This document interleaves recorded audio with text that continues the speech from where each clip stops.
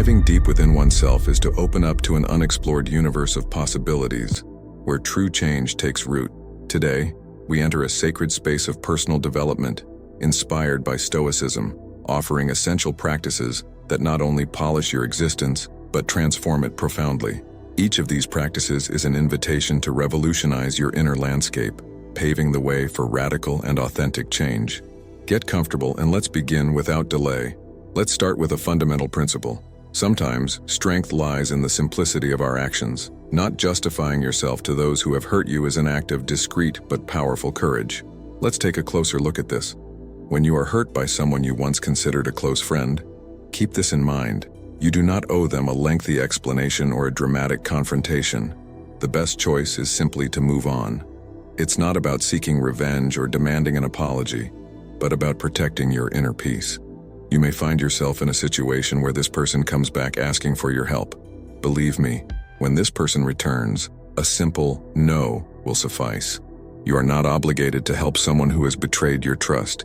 In reality, avoiding drama and quietly distancing yourself is often the wisest decision you can make. Let time reveal the consequences of their actions. Focus on your well-being and let the future unfold as it will. This is often the best way to allow both of you to grow. So, be honest. You don't have to keep people in your life who disrespect you. Everyone deserves to be appreciated for who they are, and distancing yourself from those who don't is actually a courageous choice. It's about choosing your mental health and personal growth over unnecessary drama. As Marcus Aurelius said, the best revenge is not to be like the one who committed the injustice. Don't lower yourself to their level. Instead, invest in developing the best version of yourself by cultivating your inner peace and character. That's the real challenge.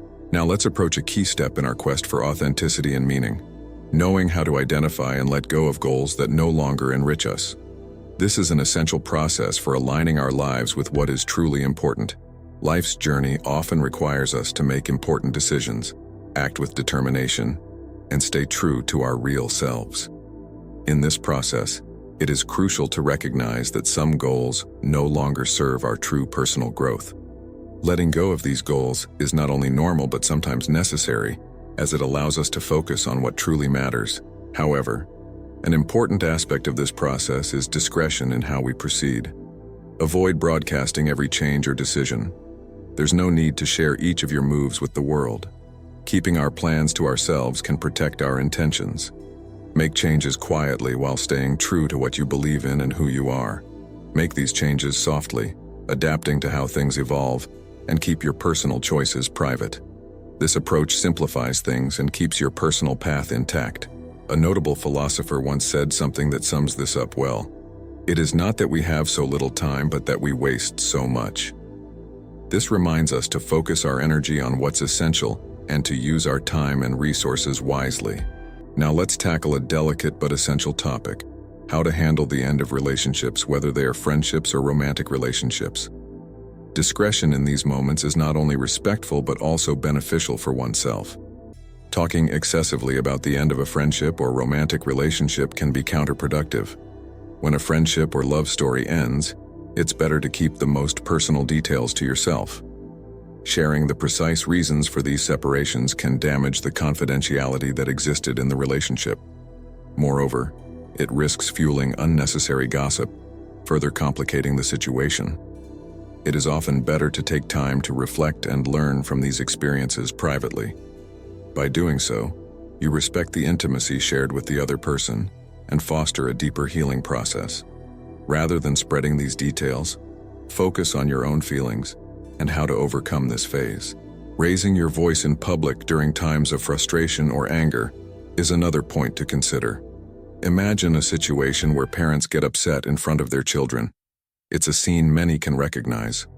In those moments, the temptation to unleash our anger is immense, but what if instead we chose to speak softly, to channel that burning energy not into shouting, but into calm and measured words? This is an important lesson, not just for maintaining appearances, but for mastering our inner storms. Remember a time when you saw someone lose their temper in public. How did it make you feel? Probably uncomfortable, maybe even disappointed. Now imagine a person who, despite the chaos around them, remains serene. Their voice is like a soothing balm in an ocean of noise. That's the person we all aspire to be, isn't it? These trials are tests of our spirit where we discover our true strength. Transforming anger into constructive action, frustration into focus, is like performing alchemy with our soul. It's not just about holding back angry words, but about channeling that energy into something that propels us forward, turning obstacles into opportunities. Heraclitus was right when he said, "Being even-tempered is the greatest virtue." It reminds us that even in chaos, staying calm is our greatest strength, and finding balance is true bravery. So next time the waves of emotion rise, remember the power of staying unshaken. Speaking in a whisper when the world expects shouts is not just a virtue, it's a superpower unlike any other. Now let's move on to a very interesting topic, the spreading of negative opinions about others. This is an area where we must exercise caution and thoughtfulness. Think about the last time you heard someone speak ill of another person. Didn't it make you wonder what they say when you're not around? Spreading negative opinions about others is a slippery slope. It's easy to get caught up in the moment, but once those words are spoken, they stick to you like shadows, casting a dark light on your character. This is about more than just diplomacy. It's about being someone others trust and respect. You don't have to like everyone, but remember, every person you meet is fighting a battle you know nothing about. Now imagine this. You're faced with a difficult person or situation. It's tempting to let your judgments fly, isn't it? But here's the trick. In that moment, you have the power to change the narrative. Choose empathy over disdain, conversation over conflict. Sure, it's not easy. In tough situations, you'll feel a lot of things. Frustration, compassion, and sometimes even a bit of admiration for others' perseverance. The key here is to seek to understand people and their emotions rather than just trying to avoid conflict. This process transforms you into a more understanding and respectful person. You learn the importance of not spreading judgments or negative opinions about others, as it only harms your own character and relationships. In the end, choosing not to badmouth others and to understand them elevates you not only as a person, but also contributes to creating a more positive and respectful environment around you. Let's move on to our next point, dealing with criticism. We've all encountered moments when we had to handle criticism. Let's explore how this can become a strength in our life journey. Criticism, whether constructive or unjustified, is as inevitable as the changing seasons. How we absorb and respond to this criticism truly defines our character. View criticism as a mirror that reflects your strengths as well as your flaws. When you face criticism, take a moment to truly reflect on it. Ask yourself, is there a lesson to be learned from these words? Adopting this perspective transforms criticism from a hurdle into an opportunity for growth.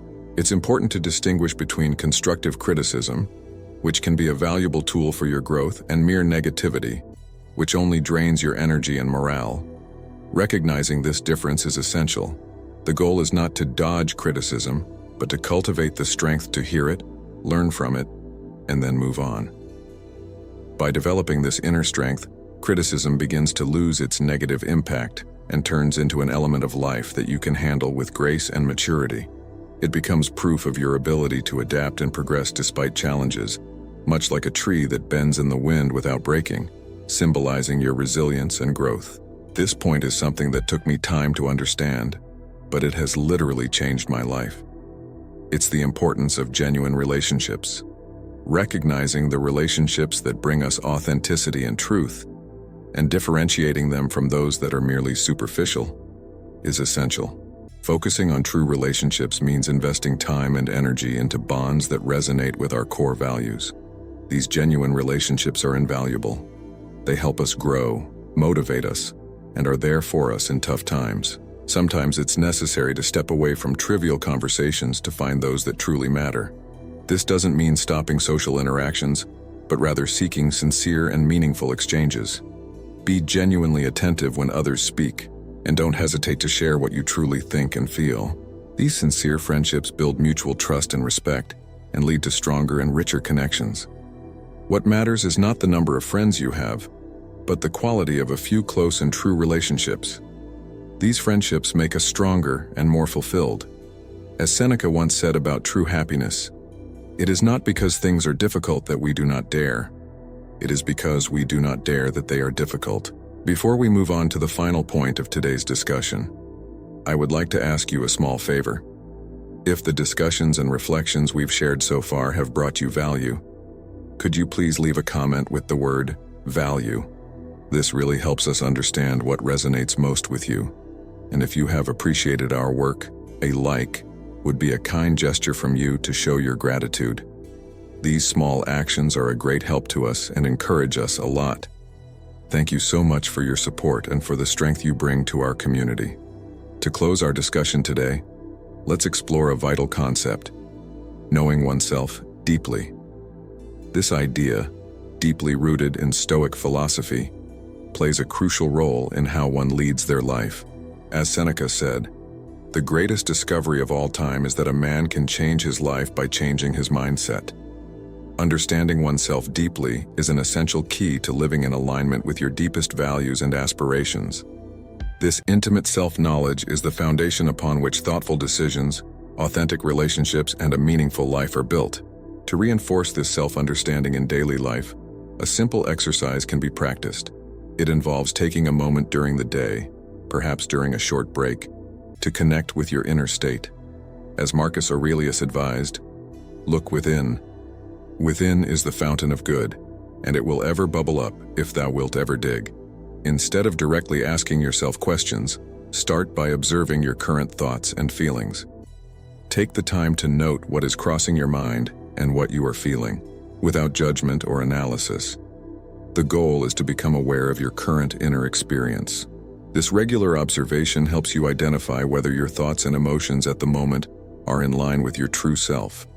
As Epictetus explains, it's not what happens to you, but how you react to it that matters. It's a way to gently check if you are aligned with your values and goals, or if you are being influenced by external factors or pressures. By practicing this exercise, you develop a habit of self-observation that contributes to better self-knowledge, allowing you to live more authentically and in alignment with who you truly are. Thank you, and see you next time.